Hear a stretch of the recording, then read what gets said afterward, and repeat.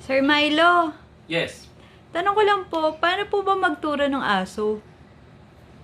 Paano nga ba magturo ng aso?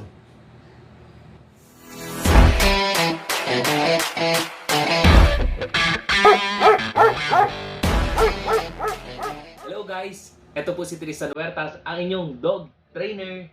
Guys, alam niyo ba, napakarami pong nagtatanong sa akin, paano po ba magturo ng aso? So guys, napaka-broad pong katanungan yan o napakalawak pong katanungan yan kasi maraming klase ng pagtuturo ng aso. Ang magandang pag-uusapan natin dito, unang-una, ay paano nga ba magtuturo ng puppy. Paano natin siyang papalakihin na maayos ang kanyang pag-uugali.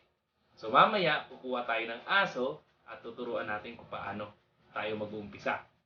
Pero bago ang lahat, bago natin umpisa ng training, bibigyan ko kayo ng mga bagay o gamit na kakailanganin natin sa training. Okay? So guys, ito mga kakailanganin natin ng mga gamit. So una, training leash. Gagamitin natin to kapag yung aso nyo o yung puppy nyo makulit. Para may control kayo. Again, para may control kayo sa puppy nyo. Sa una, mahihirapan yung puppy pag nilagyan natin ng leash. Magwawala, lalo na tawag dito sleep collar. Ito talaga yung ginagamit ng mga dog trainers. Okay? Okay? Charan! Susunod, gagamit tayo ng tinatawag na dog clicker. Ayan. Pag kinlik to, ibig sabihin tama yung ginawa ng aso. Okay?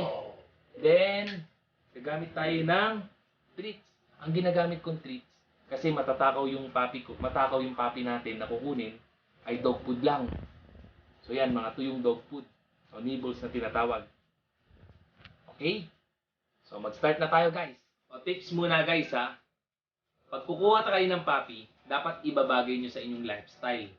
Sabi ko nga, may low, may medium, may high, at may very high energy dog. Okay? Kung busy kayong tao, ang kunin yung aso or puppy is low to medium energy dog. Okay? Kung kaya nyo naman, kung may time naman kayo, kumuha kayo ng high to very high energy dog. Okay? Unang-una sa lahat guys, pag nasa inyo na ang puppy nyo, ang una mong gagawin dyan, sanayin mo na siya sa socialization. Sanayin mo sa mga bata, sa ibang tao, sa ibang aso. Bakit? Para hindi siya maging matatakotin. Makasanayan niya yung lugar na kung saan o mga situation na kung saan maraming makukulit, may maningay, parang mga aspin, di ba? Mapapansin mo sa mga aspin, wala silang pakialam eh. Kadalasan naglalakad lang, natutulog lang sa kalsada.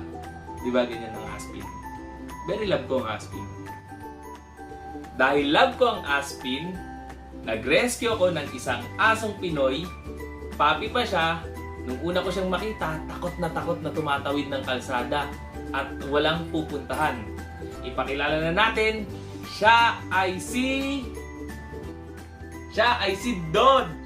Yeah, ito si Don guys. Sino yun? Laki-laki na. Tapos maganda na yung balibo at complete vaccinated na siya. So guys, umpisa na natin ang ating training. So guys, umpisa natin sa paglagay ng leash sa puppy. Okay? Mapapansin nyo si Don, medyo, ayun, makulit. Medyo ano siya, curious sa mga paligid. So, gagamitan natin ng pagkain. Dod, tinatawag po natin tong positive reinforcement training. Dod? Yun, matakaw po si Dod guys, kaya madaling turuan to. Okay? Dod? Okay? So, lalagyan natin siya ng leash. Ang tali. Dapat komportable siya dyan. Okay? So, ganito guys. Umpisa natin ngayon. Ang pinaka-training natin ngayon is eye contact. So, dahil hindi pa alam ng puppy nyo yung look at me command, antayin nyo siya tumingin. So, ang gagawin nyo dito, ito yung pagkain, no? Lagay nyo sa ilalim ng ilong nyo. Ayan. Paggamit nyo yung ilong, guys, ha? So, pag walang eye contact, walang reward. So, yan, tumingin sa akin, reward. Click the clicker, then bigay nyo kagad yung reward. O yung treats. Ngumunguya pa siya. Eye contact, importante yan, no? Ngumunguya pa. Antay natin maubos. Tingnan natin. Yan, tumingin sa akin ang aso. Okay? Ang papi ko. Okay? Yun. Yan. Okay, para ma-imprint sa utak ng aso yung sinasabi mo, pwede ka na ngayon magsalita. Look at me. Yon. Once na tumingin sa akin yung papi ko, re-rewardan ko. Look at me. Yon, reward. Okay? Look at me. Look at me. Yon, click. Good. So guys, nakita nyo dito na nakukuha natin yung eye contact ni Dog. Okay? So, ang gagawin naman natin ngayon, ituturo natin yung sit. Marunong na si Dog ng sit, lie down, and stay. Pero ide-demo ko kung paano ko naturo sa kanya yon. Okay? So, paggamit natin ulit yung ilo, ay yung pagkain, ilong, kailangan gamitin niya. Dog. So, ito yung sit, ha? Antayin niyo yung behavior na mag-sit yung aso. Reward. So, wala mo nang salita, ha? Wala mo nang salita, guys. Mga kapatid, sa pananampalataya, wala mo nang salita. Yan. Okay? Paggamit natin ilong ulit. Sit. Yan. For the third time, pwede ka na magsalita ng sit.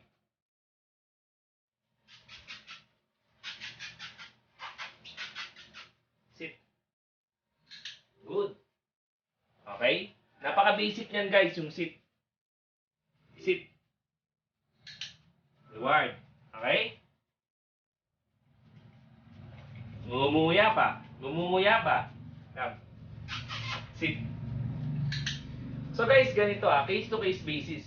Kapag yung aso nyo may focus na, pansinin nyo dahil sa pagkain, may focus na si Dog, pwede nyo na tanggalin yung leash. Okay?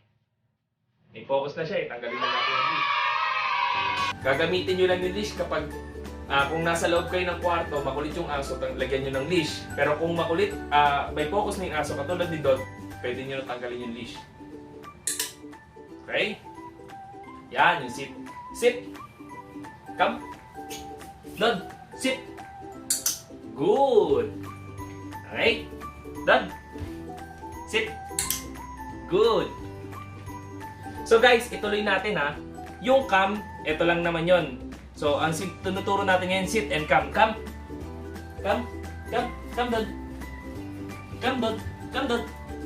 Yan. Basta lumalapit yung aso, rewardan nyo na yon. Basta may percentage na lumalapit kasi nagtuturo pa lang tayo ng papi. Okay? Dog, sit! Okay, good. So, ang ginagawa natin, nilulure natin palagi yung dog na si Dog. Reward, okay? Mabubusog po ba yung papi? Pag ang aso ay mataas ang food drive niya, kahit busog siya, okay? Kakain pa rin ang kakain yan. Pero mas maganda mag-train kapag yung aso nyo o yung papi nyo ay hindi pa kumakain para mas mabilis siya sumunod. Okay? So, nakukuha nyo ba guys? Come, Dog. Come, sit. Reward. Okay? Come, sit. Reward. Good. Yung papi natin na si Dog ay marunong na ng eye contact at sit. Ang ituturo naman natin, lie down. Again, sabi ko nga, marunong na si Dog niyan, pero paano ko nga ba natuturo yung lie down sa papi? Come. Come. Sit. Again, wala mo ng salita Wala mo ng salita. Kunin nyo yung behavior na once na mag-lie down, kahit hindi mag-stay, rewardan nyo na yon. Okay? Again, guys, maselan to Kailangan, once na nag-lie down yung dog, kahit hindi perfect, katulad ni Dog, nagkukulit, rewardan nyo na. So, from sit, di ba? Nag-down ng ganyan, kahit nagkukulit, rewardan nyo na. Okay? Ngayon, magsasalita na tayo. Pangatlo beses, down. Good. Okay? Sit. Down. Good. Okay? Come down. Sit.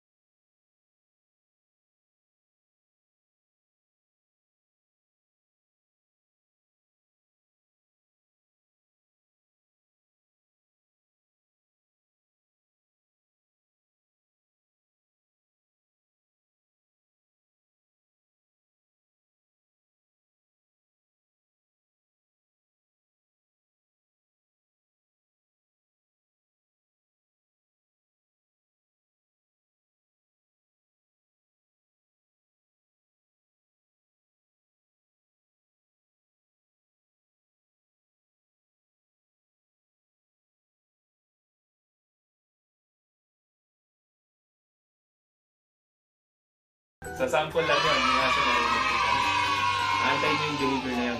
Kaya guys, para tandaan ninyo, sa pagtuturo ng puppy, sa pagtuturo ng anumang klase ng aso, ay pahabaan ng pasensya. Pasensya guys, sobrang habang pasensya dapat. Ganito ko inumpisaan si Milo.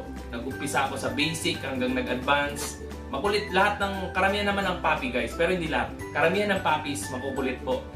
Pero dahil sa haba ng pasensya mo, kahit makulit o hyper ang isang puppy, ay makokontrol mo dahil sa haba ng pasensya mo. Tingnan niyo siya, kahit makulit siya, marunong siya magantay. So bibigyan ko pa rin yung reward na yun. Bibigyan ko pa rin yung ugali na yun, o yung behavior na ganun. Again guys, recall tayo. Come. Sit. Reward. Lie down. Stay. Look at me. Hindi tumingin. Tumingin sa mata ko. Reward. Good girl. Good girl. Ito ang tinatawag na jackpot naman. Pag yung aso nyo magaling, mabilis na sumunod, bigyan nyo ng 3, 4, so 5. Ulit. Come. Sit. Dapat isang salita lang, hindi pwedeng sit. Down. Hindi. Hindi naiintindihan ng aso yun. Dapat firm. Come down. Sit. Down. Usog. Down. Stay. Look at me. Tapos mapapansin nyo dito guys, take note, mapapansin nyo sa puppy ko, kumakawag yung buntot. Ibig sabihin, hindi mo kailangan takutin, saktan. Dapat kasi ang puppy natututo magkaroon ng confidence sa sarili. Pag ang tuta, tinuturuan nyo na pag ayaw sumunod, pinapalo, nagiging matatakutin. So dapat ganyan lang. Kita nyo kumakawag yung buntot ng tuta natin, no? Diba? From puppy na walang pamilya, nandito na siya ngayon sa Milo and Friends at natuturuan pa natin. At ngayon nakikita nyo na, kaya sobrang overwhelming sa pakiramdam ko na mag-rescue ng isang asong Pinoy. Diba, Dut? Sana guys, encourage ko kayo na mag-rescue din kayo ng mga aso. Kahit isa lang guys, walang problema kung meron kayong asong may breed. Walang problema yun guys. Pero ini-encourage ko kayo, mga followers ko, mga mahal ko, na mag-rescue kayo ng asong Pinoy. Okay? Ulit tayo, last time. Come. Huwag nyo bibigyan yung behavior na ganyan ha. Pag makulit ha, antayin nyo magantay. Sit. Down. Stay. Look at me. Good. Good girl. So guys, sana may natutunan kayo. Napaka-basic nito. Sana may natutunan kayo. Dito ako nagsumila. Dito sa bahay na to, sa kwarto na to. At nakilala dahil sa pagmamahal nyo. Again, ito po si Tristan Huertas. Kami ang Milo and Friends!